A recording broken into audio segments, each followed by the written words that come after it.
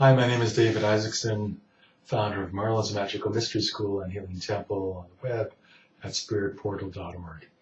In this video, I will be addressing the question, are you crazy? When I'm doing these videos, I'm really not sure. It's very unscripted. I'm not really sure what I'm going to be saying or what's going to be happening. So that might be why I feel like it appears to you that I'm a little bit sporadic or insecure in what I'm saying. And what's happening is that I'm tuning in the moment to what messages that I'm getting, which can be anything.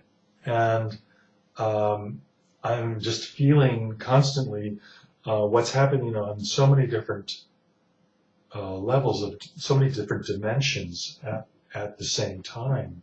So there's so much going on all these levels that it's kind of like I'm juggling hundreds if not thousands of balls and trying to talk, trying to explain what's going on at the same time. And since there is thousands of different things happening at one time, it's really hard to put anything into words. It's easy if there was just one little small little box of reality, or really small one dimension that I'm functioning in. It would be really easy to be articulate and come across as very confident and sure, but I've chosen to really be open to the whole, and to dwell in the whole, and to function and work with the whole, because I want to be whole in my own life. I want to be able to experience myself in all the dimensions, and to be free to maneuver through these dimensions at will without any impediment. Because my feeling, my sense, my belief is that not only is it important for me to be able to do so for my client's sake, but also to have that freedom to know that not just when I leave this body, when I'm in the body, that I can be anywhere and access anything at any moment. So, are you crazy? The question that usually gets posed to me in many emails is, people say, am I crazy? Not me. They ask me, David, am I crazy? I'm experiencing all these things that I don't understand, and people around me don't understand, and I feel so isolated, so misunderstood. I can't talk to anybody about this. Nobody understands anything. There's nothing written about this. Am I going crazy? The thing is that when you look at the world, at least from looking at the world in the past, things have been pretty static, and there was a certain baseline reality that people were functioning in more or less the same kind of dimension. And in each dimension of reality, there are certain laws of physics, certain laws of behavior, certain laws of energy, certain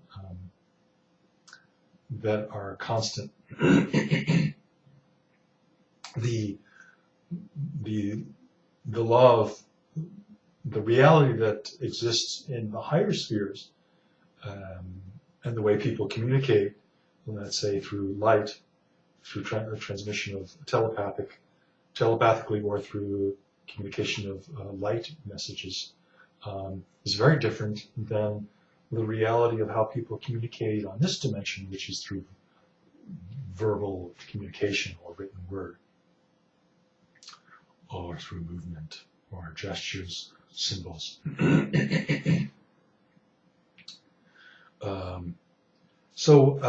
As an example,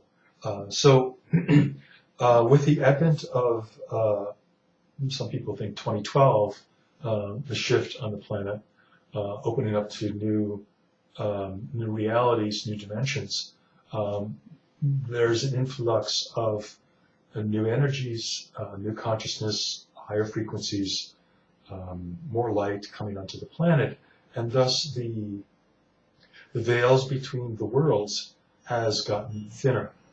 So you have perhaps moved along your life, and some event occurred that just blew your mind and opened you up to a whole other reality.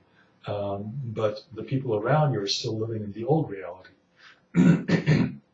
This happens a lot with people who have near-death experiences, that they are actually physically forced out of the body into the other world, and they see another reality, another dimension, and they're awakened, they're shaken, their reality, their old reality is shaken up, and they come back as changed people. And it's not just through near-death experience, but through the trauma of war, or through some kind of trauma, or through going to a workshop, or meeting somebody, or something shifts, opens you up and shifts your reality, and you start to see things and experience things from another perspective. And again, maybe the people that you've been married to, your children, your parents, or your coworkers, they've been seeing things from a static perspective. They haven't gone through the same spontaneous or shifts that you have, and now you find yourself seeing things from here, whereas you used to see them here. And how do you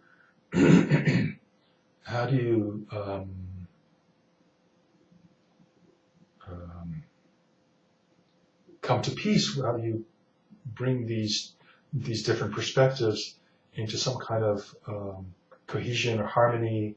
How do you work? How do you integrate those two realities? And you're still living in the world. You still have your job. You still have your parent. Your relationships, and yet you are this other person.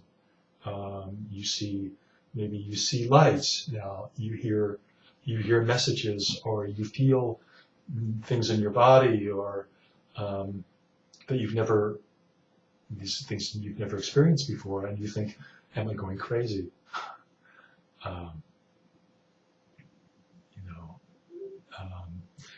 This typically happens with people who take hallucinogenic drugs. They're forcibly shifted out of the old reality, chemically or psychologically, and they get a different perspective. I don't advocate drugs, because this is forcing. I suppose in some circumstances it's appropriate.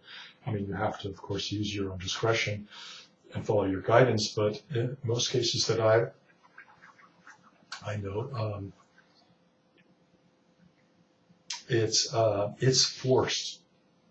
I believe that the transition should be a natural one, and not induced chemically or through force. Certain practices I mentioned earlier in another video about the Kundalini work. I've had a number of people who've done work with the Kundalini who've come, and they've opened this energy up, and it's just totally distorted, wreaked havoc with their lives, because it's just blown open their psyche, and damage their energy field, the integrity of their energy field on one level or another. And because it's been forced, because it's occurred in a very quick way, they haven't had time to integrate and process and build,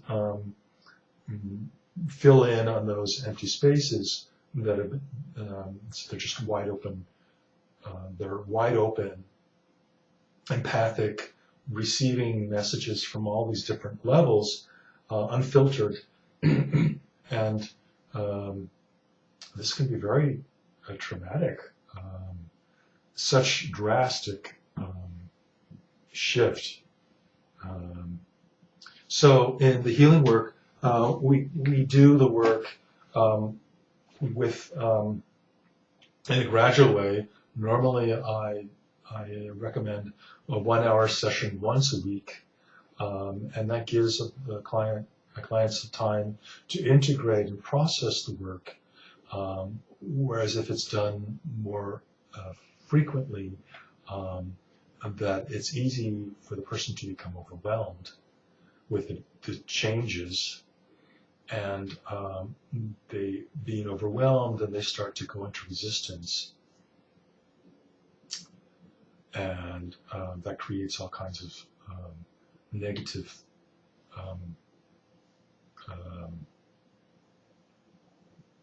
loops.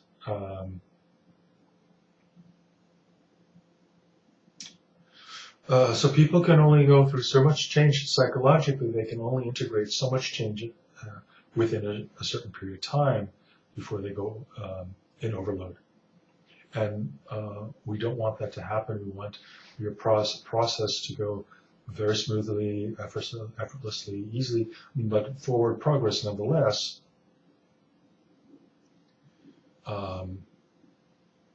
So 1 hour a week, that's normal.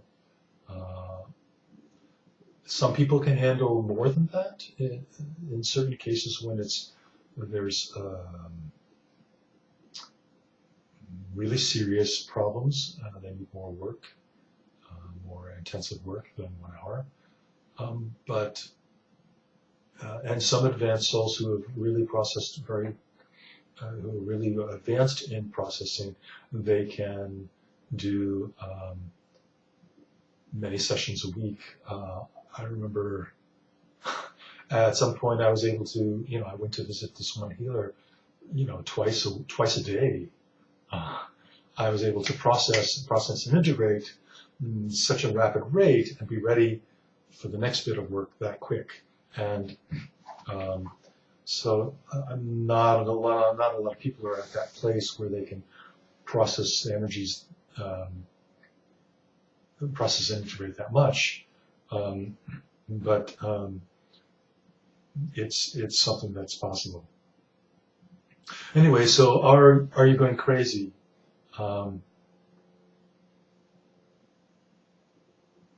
Well, anytime that you experience something that the people around you is not experiencing, it might seem like you're going crazy, but you can ask, well, maybe everyone else is crazy and you're the only sane person.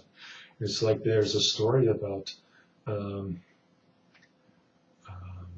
one man who can see in the kingdom of the blind, and he was the only one who could see reality. And when he told people what he was experiencing, what he was seeing, everybody thought that he was crazy. So maybe instead of you going crazy, maybe you are going sane, and maybe for the first time. So,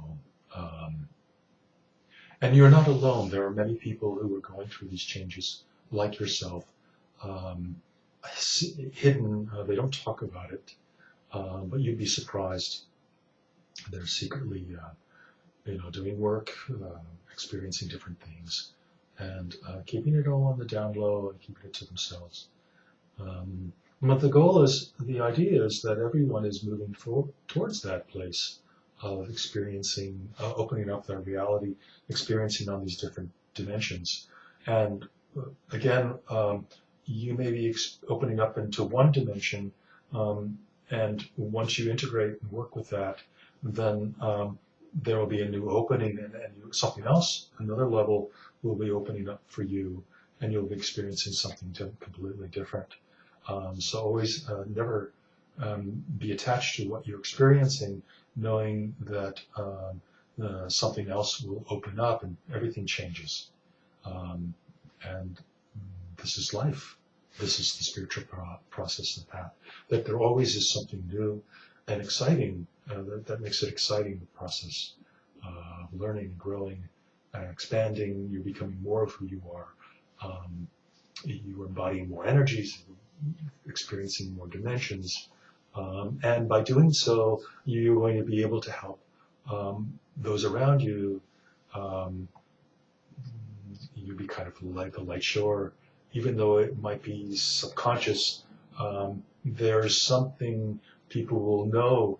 Hey, there's something different about this person, something special, and maybe people will come up to you and share things that they've never shared with anybody else. They think, I feel trust and safe with you. I want to talk to you about something. And so you're not going crazy. In fact, you are going sane, and you are becoming by going on the path you have trodden. You are becoming the way shower, the leader, and you are not alone. Yeah. So what else?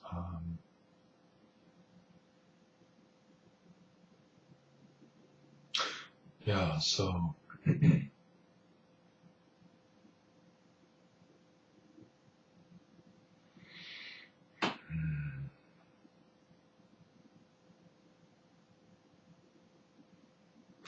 So, am I, David, crazy? That's an interesting question.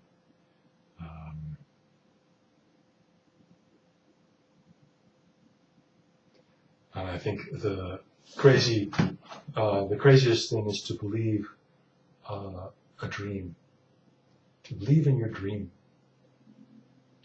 to believe in something so impossible, and really believing it so strongly that you can make it so.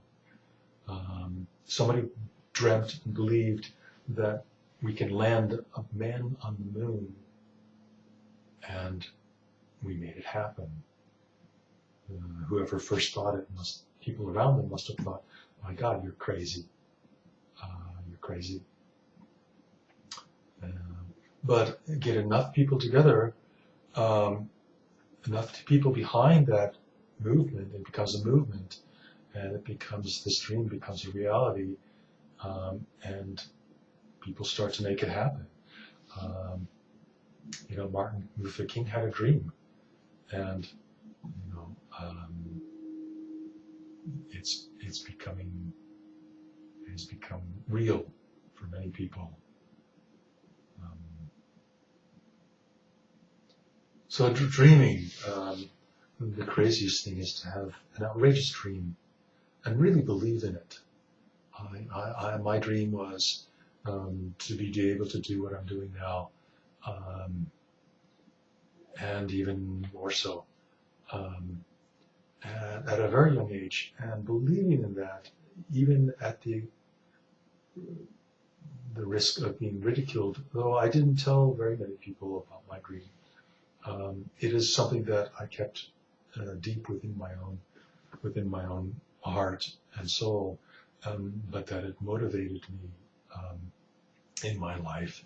And from that dream, that believing in myself, in something so outrageous, that it guided my choices, it guided my life to allow me to come to this point, and I don't regret it at all. And I'm very, very, very grateful to have believed in my dream and to follow my dream, because it has led me to be able to do what I do and to help all the people that I've helped.